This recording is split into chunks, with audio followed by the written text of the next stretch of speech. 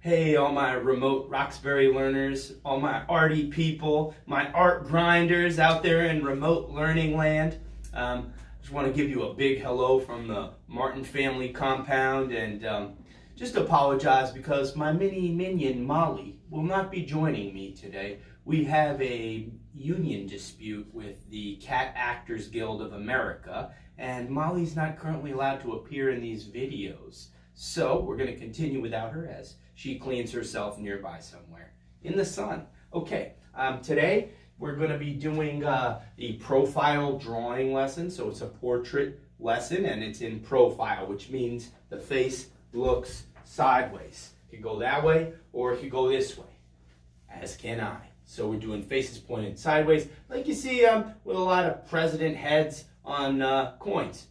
Those are good examples of profiles, but those are kind of relief sculptures. Anyway, just to give you an example of profiles. So, continuing, I just want to run you through what we're going to do today and some of the things on this board. I'm going to do a live portrait drawing for you of my wife, and I encourage you to draw someone at home. Your job is to draw someone that you're in the house with, because a lot of us are in the home with family members, and it's a great opportunity to have a live model sit and be drawn. And actually, we're seeing a lot of artists all over the world do this now, is drawing the everyday experiences of living with the people they live with. And this is actually a real art historical tradition, drawing the everyday existence of people around us. So that's what we're doing, using formal figure observation. Look at a person and draw what they look like. I'm going to show you how to get the head and where to put everything. If you're in 4th grade, you probably had a good crash course in this this year. You're using any available drawing materials. I'm just using my whiteboard here to start, and then I'll be on drawing on a grocery bag, paper, and a little cardboard for you also. And at this point, I feel like it's necessary to explain the profile portrait of this gnome mowing the lawn. This is a lawn gnome operating a gas-powered lawnmower. Why is this here? Well, it's left over from another lesson, but it's a good example of a portrait in profile. He's facing to the side, and this is David the gnome from my childhood, and David is in profile mowing that way. That's the side of David the gnome. Okay, so we're using line. That's why I'm using a marker on this whiteboard. It's very liney. I'm going to show you how to draw these shapes and even use energetic line to capture hair textures or build up darker values behind the head or under the chin or lips and so on. So using line, available drawing materials, and drawing from a live portrait model. That's our mission this week. Please do share these on the Google Classroom when you can. All right, so without further ado, I'll show you how I do this. We'll start down here and hopefully get this bald lady some hair. All you're doing to do the face is like a big circle type of thing, and I usually swoop around like this and try to get the top of the head, and it usually comes too big, and then I end up blending that off and saying okay, and then you kind of do a crossways here, get a good T, because that's going to help you structure where your eye line is. Do like a little triangle for the eyes. The schnozzes come out like triangles. And this is all sort of zigzags and triangles when you go sideways. I don't know why. And then that T will help you get this big floppy ear. Ears go from that sort of that top of the eyebrow line all the way down to your schnoz. So ears are floppier than you think. Now let's figure out where the back of this lady's head is. Put my head in the way too. And then, if you want to have some expression of the back or shoulder down here, that's fine too. And then we're going to come back up. Okay, get that teed up. All right. Now you got to say, okay, this top part should be the same as this. So I say, okay, top of the head should be there, and let's start to darken that up. And let's get this bald lady some hair. How do we know it's a lady? Well, it's not about eyelashes like so many people think from their brainwashed world of cartoons. It's really more about a softening of estrogen markers and testosterone markers and facial features. A softer chin, a gentler jaw, and a little illustration of the cheekbone. Okay, and these things start to add flesh and feature to the face. Okay, what do you do with an ear? How do you draw an ear? Nobody knows. Everybody asks me all the time. I don't know either. They're squiggly, weird, cartilaginous things. So you just do like a squiggle there, a little squiggle and a dark thing. And that's your ear. And this should go down to the jaw, kind of. Take a look. Not bad. Maybe pull back the chin a little. You know, bring this up. Okay, back of the head. All right, and now let's get this bald lady some hair. Just loose with the hair. Flow. Flow. You just be loose, abstract flow lines. You know, you'd add, you know, maybe the suggestion of jewelry, nose ring. That's cool. Whatever. Adding little details, and you should really be looking at someone and then adding what you see, and looking and saying, oh, my sister's nose comes in a little. Oh, I have a little dark line here. Oh, you know, there's the earlobe is this. Okay, it looks like the hair comes just behind the ear here. You know, adding these little details. Okay, so that's how you kind of do that. If we come over here, let me swing around. All right, you can see this T still built into this gentleman's head. The T is there. It's just tilted because I had him tilting down. And very much the same thing. This nose, he's one of my closed eye figures, but really if you want that eye to be open, it'd be sort of a triangle. And you just see the disc of the front of the eye kind of coming out. And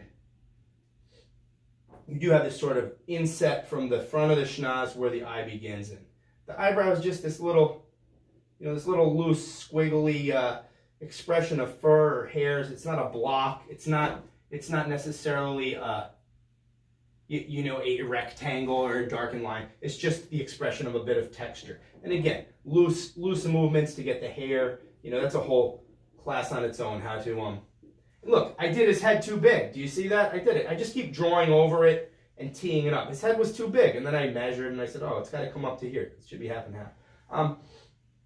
Again, so if you want to just leave a loose expression of the shoulders and the neck and the, you know, the clavicle, the collarbone, and of these characters, and be loose when you do your hair and expressive to add that sort of the texture and form of the hair. Okay. This guy was a good demo. I'll erase his face and we'll do him again. So just real quick, this is all you're doing. Okay, oval. You know, I do my floaty oval. All right, what do we got? Let me tee that up, cross it, say, okay, next scoop, let's figure this out. Okay, now I know I'm gonna have to start my eye here, do a little triangle, schnoz comes out like a triangle, down, lip, chin, scoop the neck. Okay, this has to come up. Did Martin make the head too big? Yeah, I always do. Yeah, I made the head too big, so whatever. I'll just cap it here. Let's see that. Still too big. Okay, bring that around and say, okay, back here. And that should come out. Okay, maybe you have a little shoulder here. All right, jaw, right? Put in the eye, he's got an open eye. And you know, maybe I would be looking at someone. We used to do this at the family dinner table. Draw the person sitting next to you and just quickly sort of put that together. And that's what you're doing, using the T to keep things organized and structure that head accordingly. All right, and be loose with the hair. Look, I erased this poor child's face. It was a little kid looking down with a little round teddy bear schnoz, and you know, looking down. I don't know, something peaceful about that. All right, we're gonna trade places. My fabulous camera woman's gonna slide over and be a real life figure model for me, and I'm gonna draw her portrait actually again for you, because the last shot we videotaped it and it completely got erased. So always charge your batteries, keep a backup battery. So we're gonna do a live drawing. That's what you're supposed to do, okay? I'm gonna show you how to do it. Let's keep rocking. Okay, I'm gonna scoot over and use a high-tech extension I downloaded called Zoom into the Drawing. And it sounds like this.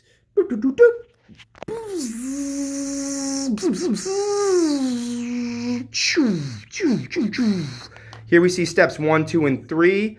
Blank face in a circle, adding features, ear squiggles, tee it up, and a finished face with some suggestion of the shoulder and such. Okay, you could see our earlier portrait from which the structural video was erased, and we're going to do a new portrait and later show you that old portrait with some lighter values on it. Because this is a line drawing lesson, we don't do a lot of value, but I will show you that at the end. Okay, let me tilt this so it's with the paper, and I'll begin drawing with a very soft pencil. This is an 8B pencil. I've talked to a lot of you out there about using 6B pencils. If you have, can you see that? There it is. That's a 6B, I think, or that's the 8B. That's the 8B. Anyway, in a thinner version, here's a thick 8B. That's what I like to use because I have a soft touch. So I'm going to be drawing right about here. and describing what I'm doing, but I'm looking that way. I'm looking at the figure model and then drawing, looking and then drawing. Your eyes take a picture, your hand translates that image through neural signals and electricity into a drawing. So take a picture with your brain and your eyes, and then your robot drawing hand draws it. And that's how the drawing machine works. Hey, we got a cat cameo down here. Hey, Millie. All right. Okay. Again, my model is going to look to the north. Point your nose to the north, Kelly. And you could just, honey, just tilt your head just a little more. Yep, towards that way. Yeah, that's perfect right there. Great. All right. So it's a bit of an angle. I'm going to be drawing right here and see if I can capture my wife in portrait profile for you. All right. Here we go. Okay, so I'm going to start with a nice circular oval shape, and I just draw about 10 of those. And then what I'm going to do is start to tee that up. Give it a T and say maybe that's the neck coming down. And she has a lot of hair, this kid, so it is hard to see the back of her neck. And then say, okay, probably put an eye about here, and her chin's tilted up just a bit, but don't move, honey, that's okay. Nose comes out here, triangle, okay. Lip, bottom lip, chin comes in kind of here. And a kind of a swoosh for the rest of the neck. Come down this way. Okay, let me just slide my paper up for you arty people so you could see what's happening. So I've roughed out sort of the chin, lips, and the facial features here in the bottom half of this T, right? And then I have my cross coming up here. That's probably going to be about where the ear is going to be. My wife has tiny little ears, adorable, and then they swoosh down and come here. But even the tiny ears go from about your brow line, which on my wife looks like it's about here.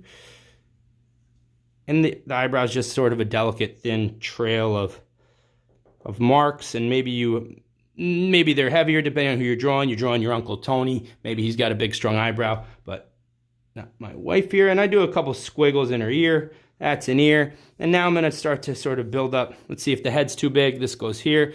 This goes here. Head's a little too big as usual. Mr. Martin, as usual. I'm going to start to rough out where her back of her head might be. Maybe going this way. Okay, and I'm imagining it comes in, but I can't see behind all this fabulous hair. So now let's maybe just add a quick suggestion. Hair looks like it swooshes around the head this way. And then she has a big heavy layer coming down here. So I make darker lines. Okay, now I'm going to come in and start to find out where the eyes are going to sit, where things are going to go. So I have that triangle set here, and her eyes almost look like they're a bit closed, so I'm just going to have this. I just see a little bit of that and start to articulate the nose. That's a great word, just means define it a little more. And I didn't realize I'd be talking so much, but I sure am, and that's more of a challenge for me, but just finding this line just trickles down, and then that front lip. Bring this, actually her eyes are open now. Can't really see what's going on there. It looks like I gave her a black eye. Never in real life. Spousal abuse. Oh no.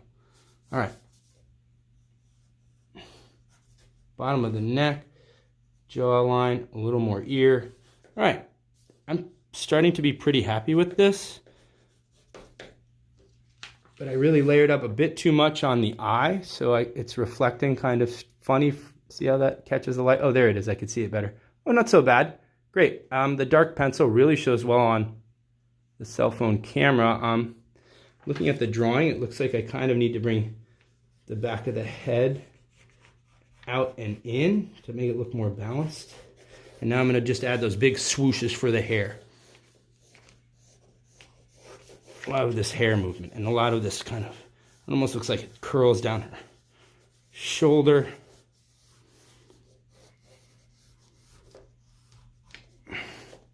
Yeah, more hair in the back of the head. You can see kind of how actively I'm moving my pencil, my utensil. And sort of just like a delicate line showing the underside of the cheek, okay, beneath the mouth, and sort of upper cheekbone and At this point, you could add a little bit of value. And what's value? That's maybe lighter and darker shading, which you could do with the edge of your pencil like this. And I'm using still kind of expressive mark making. Definitely need more of this fabulous head of hair she has. And could come over it with like a skin tone, even if I wanted to add sort of the highlights or transitional areas of where those mid-tones of her skin might be. And I guess we could even come over that with a white chalk perhaps and say, all right, well, there's just a little bit of super highlight here from the window catching her. Maybe in the eye. I can't really see the eye. Okay. It's more or less a energetic, rough portrait of my wife. And if we go up to the earlier version, that was lost to the dying battery, you know, might be inclined to even come back in there and add a bit of that chalk to the front parts of the nose maybe. Imagine a different light source in this case.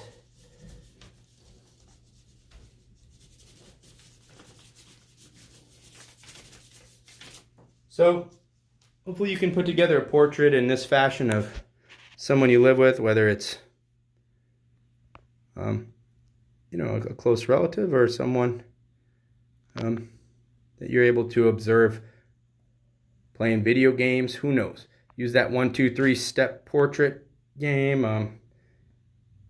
If we come up here, again, tee it up, build things out. That's how we do it. Good luck, everyone. Share on Google Classroom within the next week. That'd be great. We can talk about it there. Bye-bye.